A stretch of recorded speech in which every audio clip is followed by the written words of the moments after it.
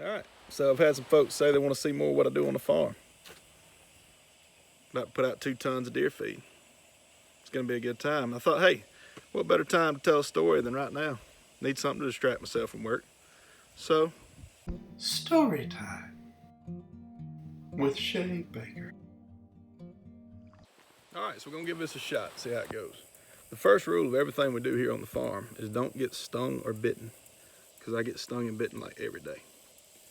I got bit by a spider a couple days ago. So anyway, make sure there's no wasps around.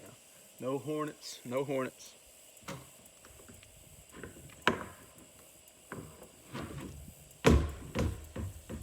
There's probably a better way of checking for wasps than sticking your head in the hole where you think the wasp might be, but it's the quickest way.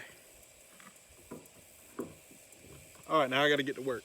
But the story I'm gonna tell today, and it's a fitting story while I'm working so vigorously, is my best tournament day ever on the water. My best tournament ever. So, I was fishing the Bassmaster Opens, and I was also starting to work with bass some as a contractor. So naturally, I was on a path to having to make a decision on what I was gonna do, if I was gonna work or fish. And you know, I love to fish, but guaranteed paycheck's a lot better too. So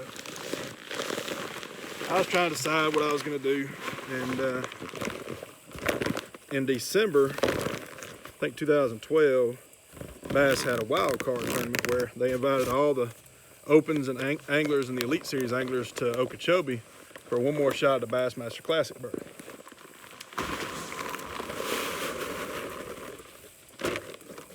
So naturally, we were all jumping at the chance to get a shot at the Classic.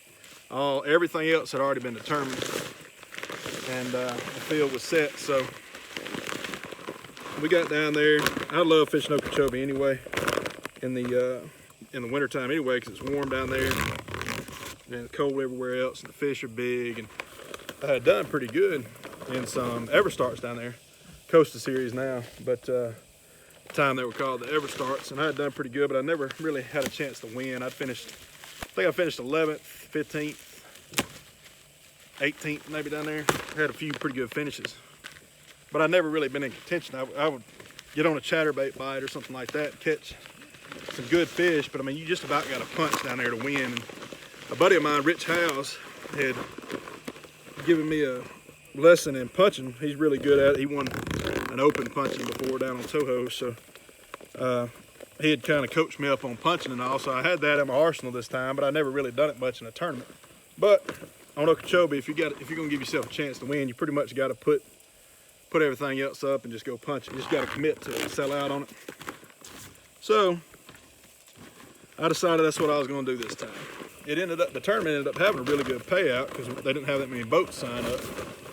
But still, it was, you know, the Classic is what we were all there for. We were trying to win the Classic berth, so it was win or nothing really. And so I went out and I tried to punch. And day one, man, I had a magical day. I caught a biggest bass I've ever caught on public water, weighed 9.1 or 2. But I caught it on a jig fishing around reeds, which is another big fish deal down there.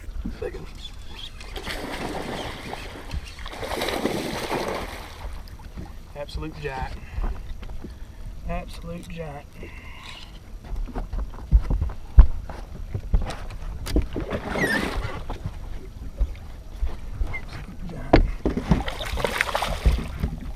God almighty, no, baby, yes! Yes! That is a freaking stud. Oh my God. And then I punched the rest of the time, and I caught 4 or 5 pounders. I caught one that morning, and I caught 3 in about 30 or 40 minutes going back through my main area in the evening. And man, it was phenomenal.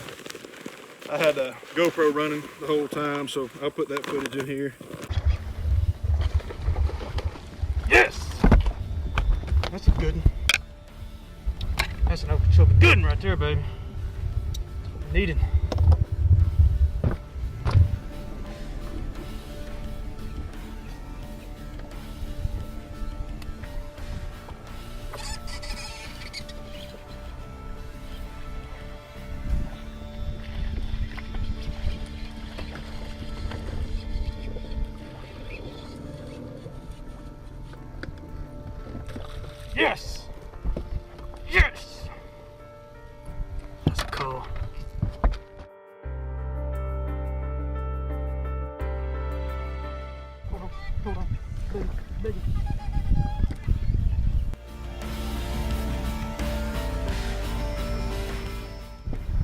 Gotcha!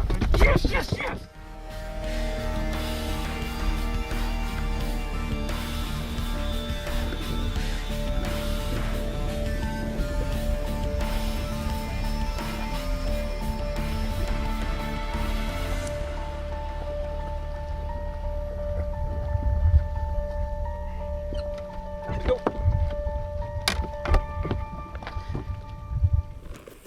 But yeah, day one, I was leading the tournament, had 29 pounds, had the big fish. I think Russ Lane might have caught one that day or the next that actually tied for big fish, but we both had like a 9-2. So I was ecstatic. I think I had maybe a 3 or 4 pound lead that day. Go out on day two. The area where I was fishing is real common, you know, North Shore, real popular area, and it had gathered some hyacinth right there where the wind was blowing in. So there was basically a mat of hydrilla from the North Shore all the way down to Monkey Box, just this massive area, but all that hyacinth was getting caught where the wind was blowing it in on that top end. So it's not like I found some little secret hidey hole or something. You know, I found probably one of the biggest community holes down there, just found the juice on it. But I didn't have that much company. I had a couple boats come through on day one, but I was gone a lot of the time too. I didn't really know that I'd found that good of an area. Because in practice, you know, I didn't set the hook a lot. I got a few bites and shook them off and caught a couple. But I didn't really know what I was on. You don't know when I'm there. A lot of times you shake fish off flipping, and they may be 12 inchers, they may be 8 pounders. It's kind of hard to tell. Some of them you can tell. Some of them will hook yourself unless you got a dummy rig, like with a hitchhiker in your bait instead of a hook. So I found out pretty quick on day two. I mean, on day one, what I was on that evening. And I was camping in the back of my truck for that tournament, which was pretty cool too. Sleeping in the back, I had I think a Chevy Silverado at the time with that little ARE capper on the back. And I was camping in that, so I was leading the biggest tournament I've ever led, and camping in that. And day two, you know, I'm pretty jacked up, and I go out, and I think that day two was on a Friday, and there was a lot more boats on the water. They had a pretty big local tournament coming up on Saturday, so there was a lot of boats around, and some of the other competitors, you know, kind of came in the general area where I was fishing.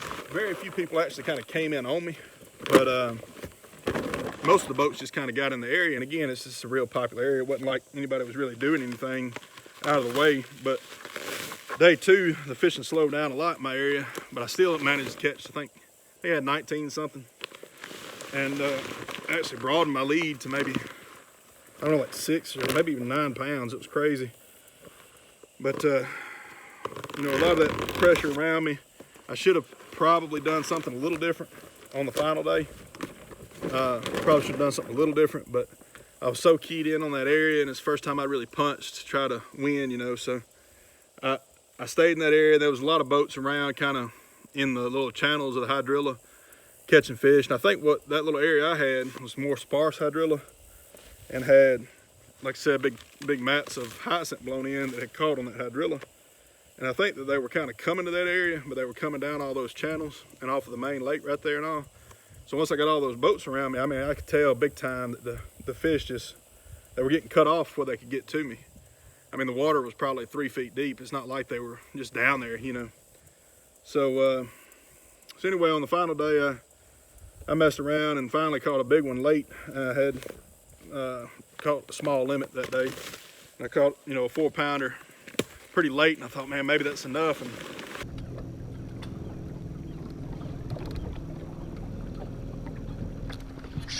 Oh my God. You gotta be kidding. You gotta be kidding. It's a big one too. It ain't a mud fish.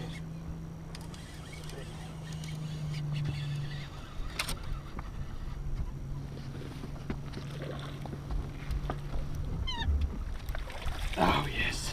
You gotta be kidding. Oh God. Oh my God. Get it as fast as you can, 'cause I gotta go back in there.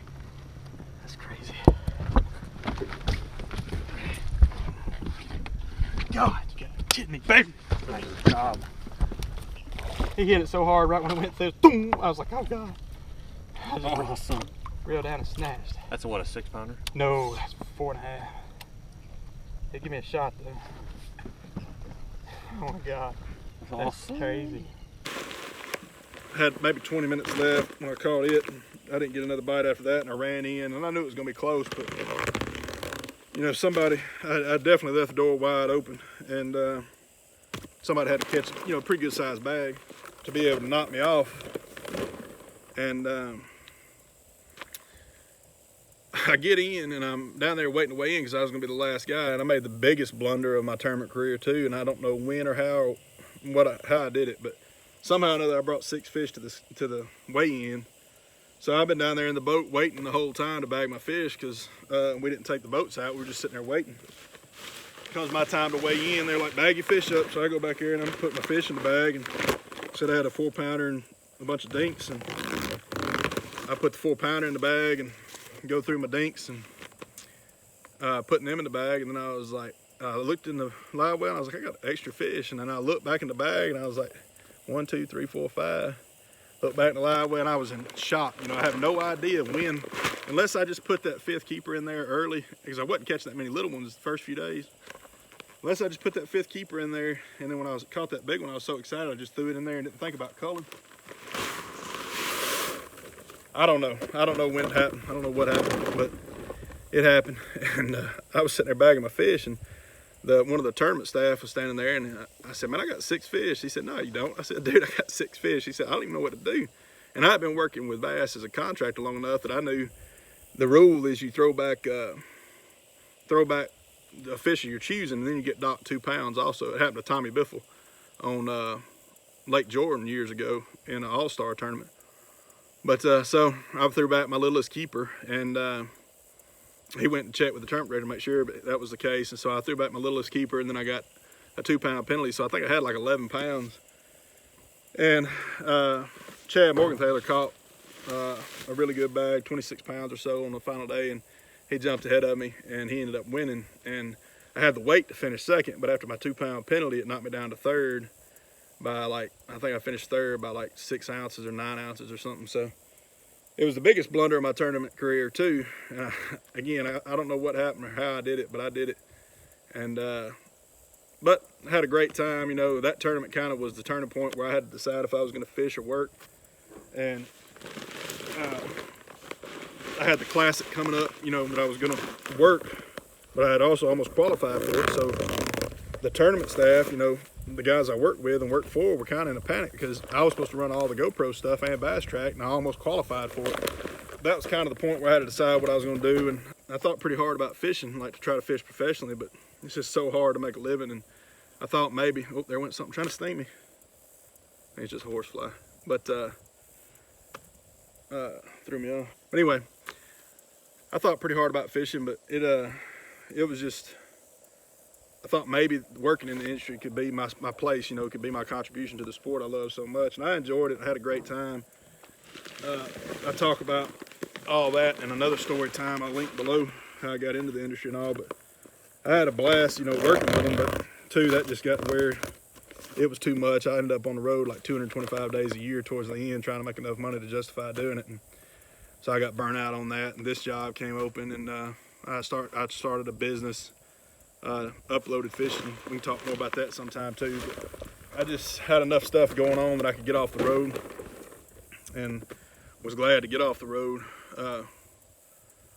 But yeah, so my best tournament day ever, 29 something. I almost cracked the dirty 30, but I was glad to get 29 something. I'd have been glad with 27 something. You know, I'm not bitter about missing the dirty 30. Maybe I'll get another chance at some point. But yeah, Okeechobee, beautiful place. I know it's a lot tougher now, and they've had a couple of down years. That place kind of cycles through every now and then, but hopefully it'll come back and be really good again. But yeah, now I got to get back to work. I got half a pallet out. I got a lot to go, so check y'all later.